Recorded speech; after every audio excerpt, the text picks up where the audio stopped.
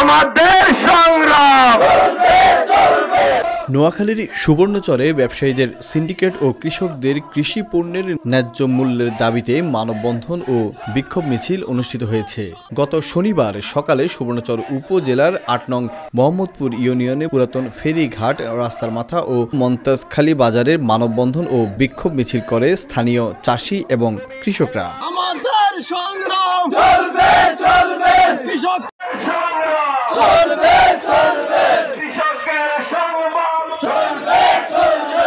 এ সময় কৃষকরা দাবি করে পরিশ্রম করে ফসল ফলিয়ে তা আড়তে নিয়ে গেলে তাদের পণ্য ন্যায্য দামে নেওয়া হয় না। এছাড়া বাহিরের ব্যবসায়ীদেরকে আড়তে আসার সুযোগ দেওয়া হয় না। আমাদের পণ্য যদি ব্যাপারীদের জন্য উন্মুক্ত করে দেওয়া হয় তবেই তো আমরা ন্যায্য মূল্য পাবো। আমরা ক্ষেত খামারে কাজ করি, অনেক পরিশ্রম করে আমরা, কিন্তু যখন আড়তে আসি আমরা আমাদের ন্যায্য দামটা পাই না। আড়তদাররা নিজেরা ব্যারিগিরি করে, অন্য কোনো বাইরের ব্যারি এখানে আসতে দেয় না, অন্য কোনো ব্যারি আসতে দেয় না। তা আমাদের দাবি হচ্ছে এখানে উন্মুক্ত করা হবে, যে কোনো ব্যারি এখানে আসবে, সমস্যা এগুলা খরিদ করবে, তাহলে আমাদের ন্যায্য দামটা আমরা পাবো। কৃষক যাতে তার উৎপাদিত ফসলের ন্যায্য মূল্য পায়। এখানে বিভিন্নভাবে ব্যবসায়ীরা সিন্ডিকেট সৃষ্টি করে আমাদের কৃষি পণ্যের ন্যায্য মূল্য দিচ্ছে না, যার ফলে কৃষকরা দিন দিন অবহেলিত এবং লাঞ্ছিত বঞ্চিত হচ্ছে। আর ঠিকাদার এবং আড়ত ব্যবসায়ী সহ বিভিন্ন সিম ব্যবসায়ীরা বিভিন্নভাবে লাভবান হচ্ছে।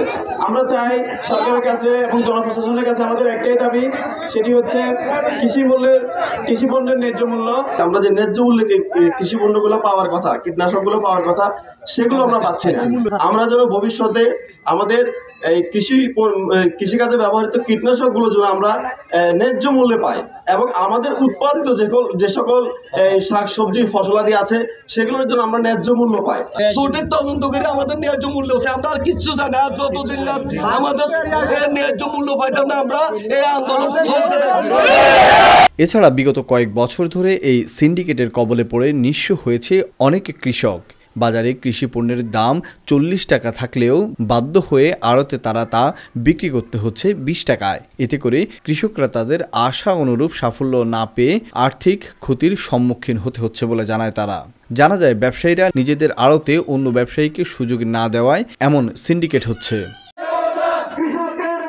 রাশেদুল ইসলামের তথ্য ও ভিডিও চিত্রে desk report, Noakhali TV. Lakshmipur ideal Alim Madrasa জাগতিক ও নৈতিক ইসলামী শিক্ষার সমন্বয়ে আপনার সন্তানকে সৎ, যোগ্য, আলেমে দ্বীন ও দেশপ্রেমিক সুনাগরিক হিসেবে গড়ে তোলার অঙ্গীকার নিয়ে লক্ষ্মীপুর আইডিয়াল আলিম মাদ্রাসা আছে আপনার পাশে। এখানে প্লে থেকে আলিম পর্যন্ত সাধারণ বিভাগ, বিজ্ঞান বিভাগ, হিফজুল কোরআন ও গার্লস শাখায় ভর্তি চলছে। এখানে রয়েছে উন্নত যোগাযোগ ব্যবস্থা এবং রুচিশীল ও শিক্ষাবান্ধব পরিবেশ। আবাসিক, অনাবাসিক ডে কেয়ার ব্যবস্থা। লক্ষ্মীপুর আইডিয়াল আলিম মাদ্রাসা, কোর্ট বিল্ডিং সংলগ্ন, জমুল স্টেশন, সদর, লক্ষ্মীপুর।